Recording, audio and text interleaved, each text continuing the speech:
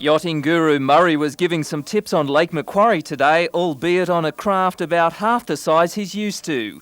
The America's Cup Challengers services were auctioned for $320 as part of fundraising to get another $2 million for the Spirit of Australia campaign.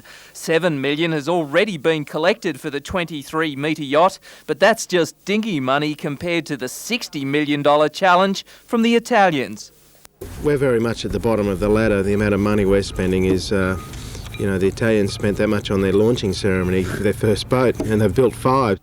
There is a new America's Cup design class for the challenge in May, bringing the boats back to a more regulated craft, putting pressure on the skipper to sail the perfect race.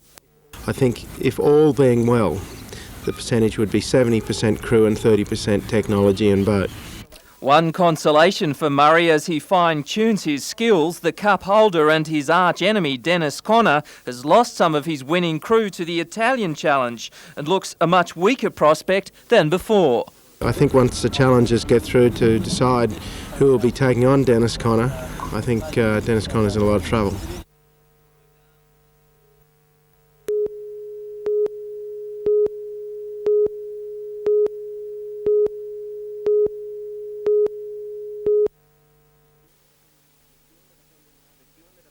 McEwen, the defending Masters champion, has been in scintillating form in recent weeks after making a return to racing, and he shares the lead after round 1 with Motto Farm earth mover Bob Brewer. Although favoured to again be right at the front, the pair will have to watch their tails as the pack is gaining, led by Stu Robertson, John Brown and Ron Pine, all of whom were in great form last weekend. Peter Garrett could also make life interesting for the favoured few. 47 would-be destroyers line up in the Demolition Derby, crashing and banging their way to part of the $3,500 in prize money on offer, with the last person running declared the winner and $2,000 richer. And it will be the last chance for the modified hot rods to race before legendary American Bob McCready arrives on the scene.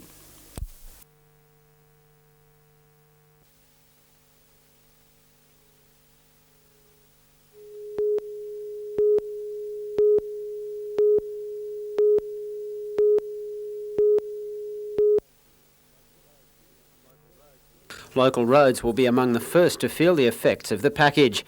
$6.5 million will be spent in the Hunter over the next 12 months. Land Transport Minister Bob Brown estimates the work will create more than 300 new jobs. Areas to be upgraded are Palmers Road and Lanigan's Drive in Menmai, the intersection of John Renshaw Drive and the New England Highway at Beresfield.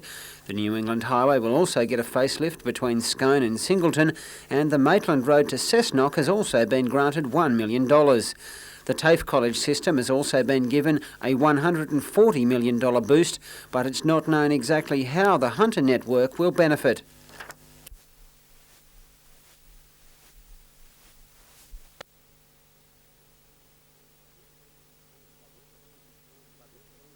But the scheme has drawn a cool response from the Newcastle Chamber of Commerce, which says the package will do nothing to encourage the local business community.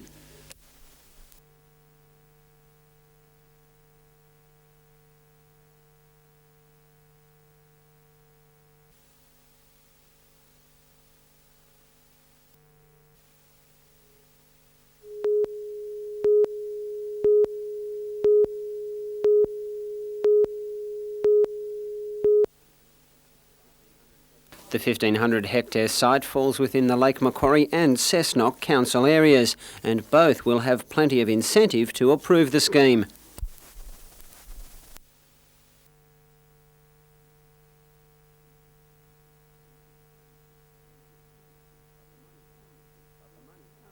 But the money comes with strings attached to Sydney garbage. A similar project was scrapped there earlier this year after Londonderry residents voiced their disapproval.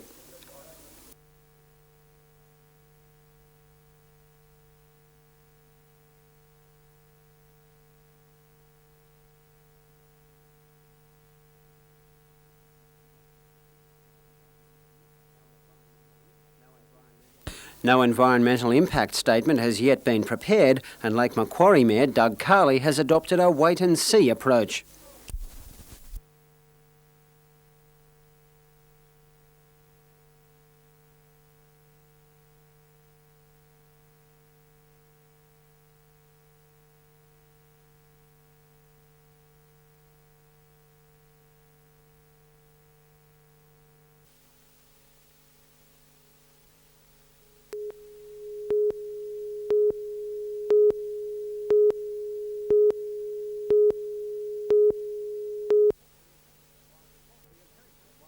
The occasion was a formal meeting with representatives of the State Department of Fisheries to talk over aspects of a new river management plan. 32 trawlers are endorsed to work the Hunter, and the crews are a responsible lot, very much with the long-term interests of the river at heart. The present agreement expires at the end of this season in April, and fine-tuning of who can fish when and where and with what equipment will be thrashed out by then. For now, though, an important task, to present a cheque for $1,655 to Camp Quality, the organisation which helps children with cancer and their families. The money is the proceeds of the prawn shot at the start of the season in September. Runs are made up the river to check just when the prawns are ready, and the first catch is sold, with the proceeds going to charity. Camp Quality's director in Newcastle, Joy Richards, was grateful for the help.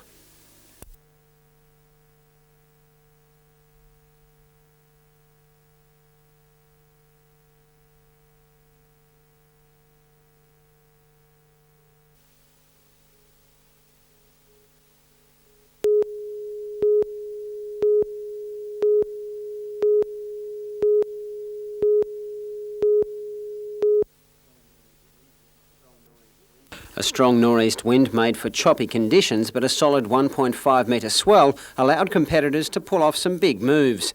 There were few upsets in round one of the junior event, but the locals had a shocker in the cadet division, with only 4 Novocastrians progressing from the 16 heats.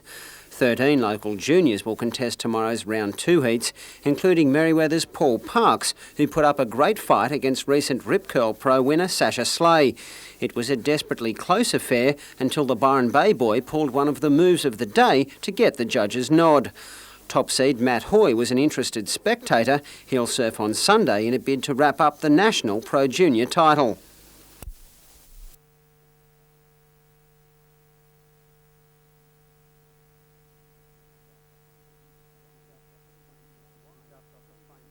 Just off the plane from Hawaii, Hoy will be battling to adjust to the small conditions after dealing with a week of triple overhead Pacific power.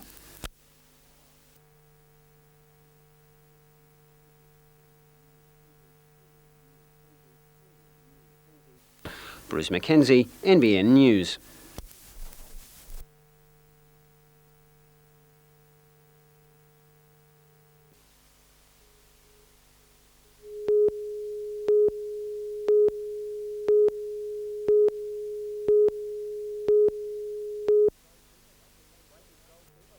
Breakers goalkeeper, local lad John Russell, couldn't have wished for a worse start to his home debut in the NSL, as in the second minute Paul Agostini scored a lucky goal.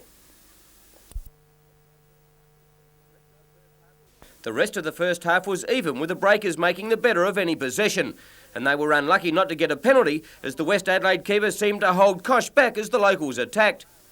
Just before half-time, Kosh again went tantalisingly close, hitting the woodwork.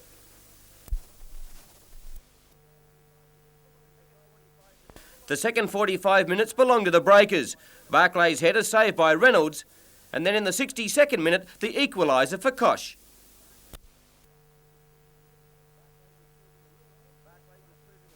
Barclay was proving a real handful up front, and Kosh, who pushed forward, was dangerous every time he got the ball. In the 79th minute, Nick Meredith put the Breakers in front, and it was well deserved.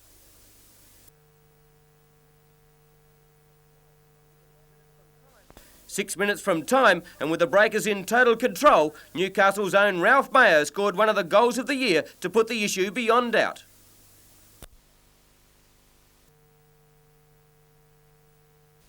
Final score, Newcastle Breakers 3, West Adelaide 1.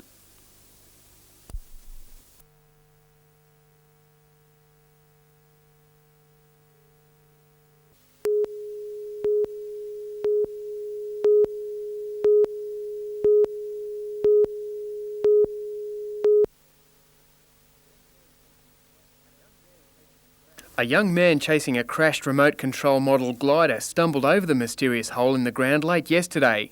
Police returned to the scene this morning armed with shovels and rakes. They found a 2 metre long trench dug to a depth of just over a metre, but could only guess at its purpose. Police are regarding the hole at the southern end of Dudley Beach as suspicious. They say its dimensions resemble those of a shallow grave and that it's been purposely dug with a shovel. They would not divulge the location of the site, referring the matter to detectives. The area will be kept under surveillance. Andrew Lobb reporting for NBN News.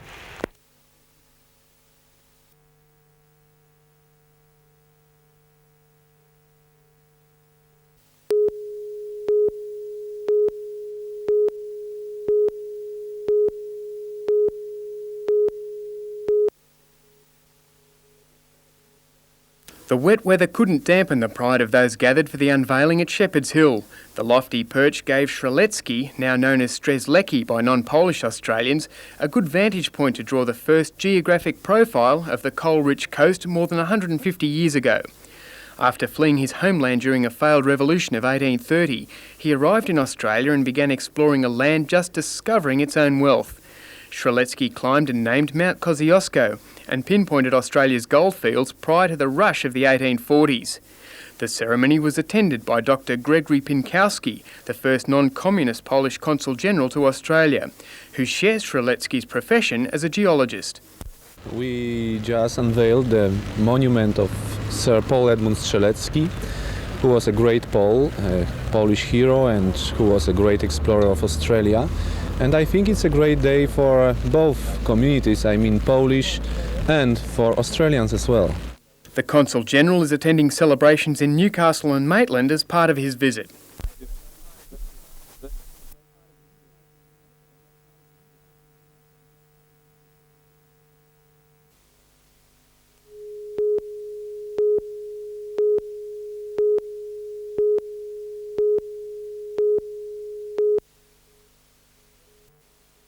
Small but clean conditions prevailed at Newcastle Beach as some of the world's best pro juniors battle for places in the third round of the Pacific Dreams event. The lightweight board riders were able to extract the best from what was on offer, with plenty of the radical moves associated with surfing being executed with precision. An outstanding performance again came from Byron Bay surfer Sasha Slay in Heat 11 of Round 2.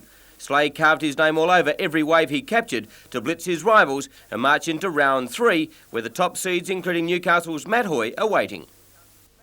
Light winds delayed the third heat of the New South Wales 16-foot skiff championships on Lake Macquarie this afternoon, and even when the race did get underway 30 minutes late, the breeze wasn't anything to write home about. Three skiffs are still in contention for the title: Castrian Home, skippered by John Millwood, Tuyui with Trevor Barnabas in control, and the experienced Dennis Tanko aboard Tanko's turbo tub. The final heat will be sailed tomorrow, and organisers are hoping for stronger winds.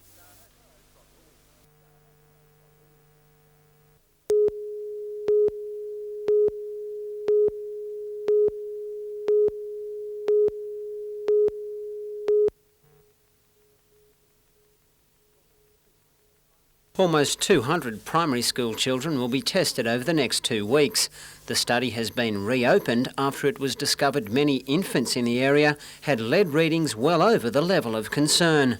We found that about 10% of those kids were above that level, and we thought it was worthwhile just going to the next age group up and making sure there weren't any children in that age group as well. The National Health and Medical Research Council has set the level of concern at 25 micrograms of lead per 100 millilitres of blood. But in America, that level has just been lowered dramatically.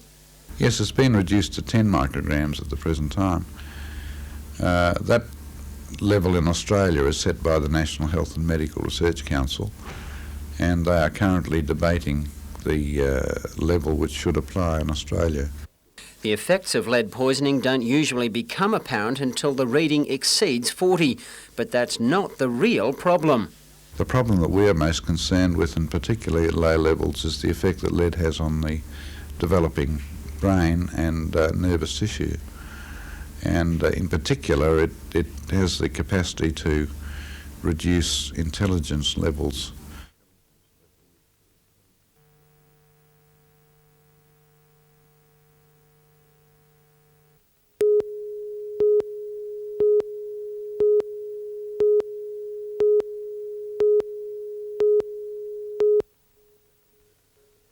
The future of Surffest, Newcastle's week-long jotting on the World Surfing Calendar, now depends on a wave of public support. Earlier this week, major sponsor BHP withdrew its backing, leaving organisers with a $110,000 shortfall. Surffest won't be on unless I get $110,000 in about 28 days. Business partners in the city's new East Point development at the Junction, Frank Frasker and Alan Stavano, have come up with a plan to help raise the funds. They've pledged $10,000 on the condition that other businesses follow their lead. I look to say people like Charlestown Square, Katara Fair, Jasmine Centre, all these centres, they can perhaps dig into their slush funds, and even, as I say, some individuals, they might be benevolent enough to sort of contribute. After all, if everyone in Newcastle gave $1 each, we'd have $500,000. If it goes ahead in March and April next year, Surfest will be a 4-star rated qualifying series of the World Tour, rather than a Grand Prix event such as those of the last 5 years. If the money can't be raised, then Newcastle will be bypassed altogether.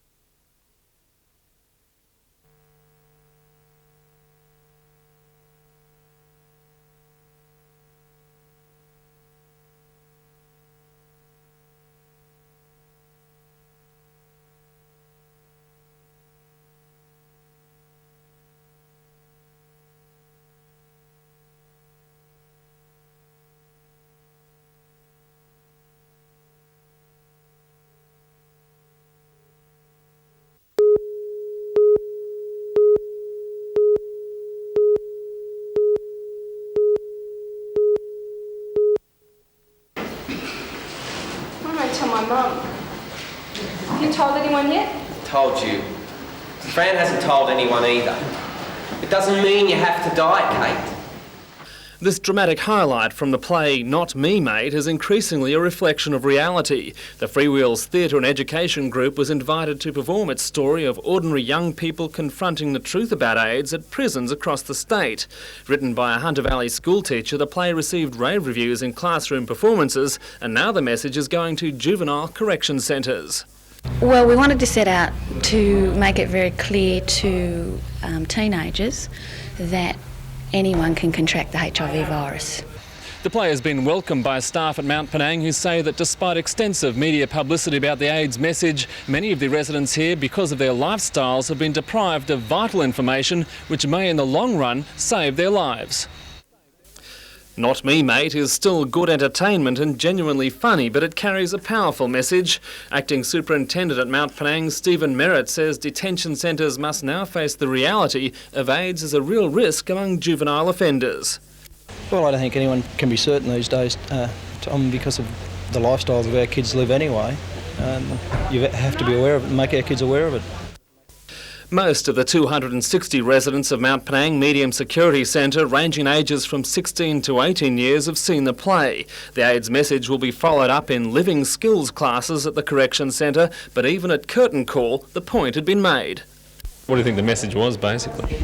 We'll stay off the drugs, don't share needles with anyone, and just wear condoms if you're going to have safe sex. The play will be performed at other correctional centres across the state with a story that even a captive audience will find hard to forget. Tom Hilston, NBN News.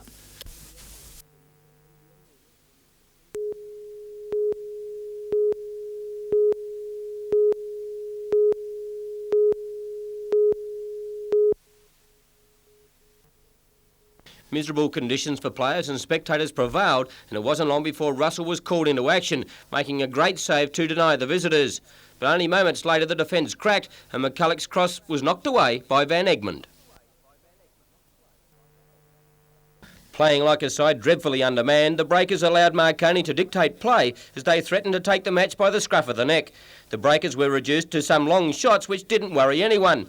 After the break, Newcastle lifted in patches, Meredith making the keeper work for his match payment. But the class of the star-studded Marconi outfit shone through the gloom. David Seal, an easy header. Marconi continued to press and were unlucky not to score again. Denied on that occasion, but just before full time, they made it 3-0 through Markovski. Final score, Marconi 3, BHP Breakers 0.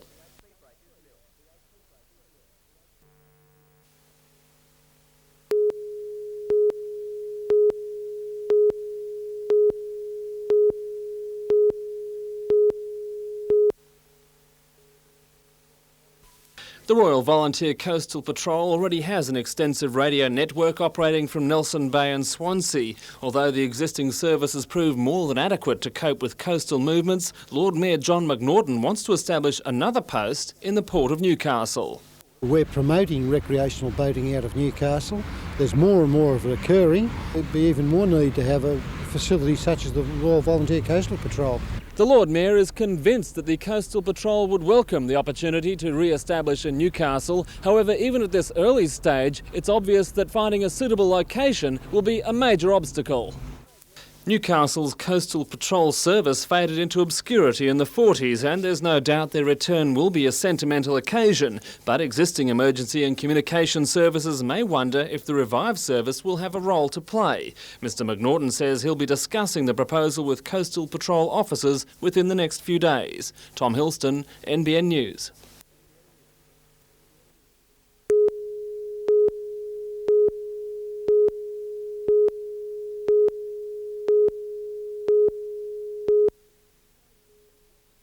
Statistics show that of the state's top 220 companies, 73% of workplaces have smoke-free policies in place.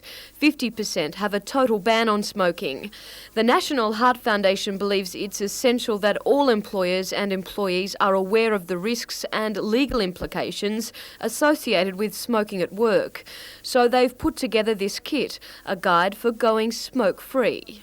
Initially it's a daunting task, and this kit provides them with all the information they'll need on how to actually go about it without getting the smokers offside.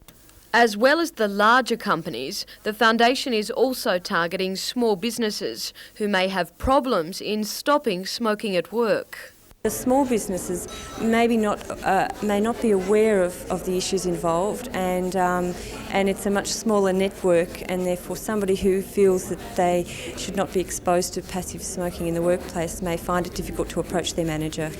With recent debate over cigarette sponsorship and advertising, the dangers of smoking and passive smoking are becoming more and more a national concern. The foundation believes the New South Wales government is heading in the right direction, but predictably it's calling for more. The National Heart Foundation is very supportive of the current tobacco advertising prohibition bill that's going through New South Wales Parliament at the moment. In fact, we would hope that tobacco sponsorship of all sports and the arts would be completely phased out, both at a local level and nationally.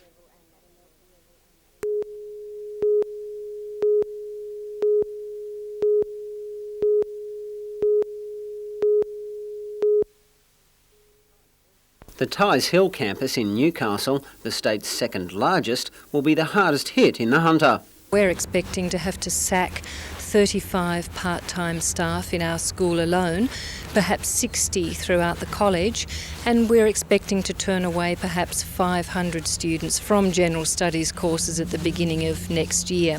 But it's by no means an isolated case. According to the Teachers Federation, the cuts will be widespread and devastating for teachers and students alike.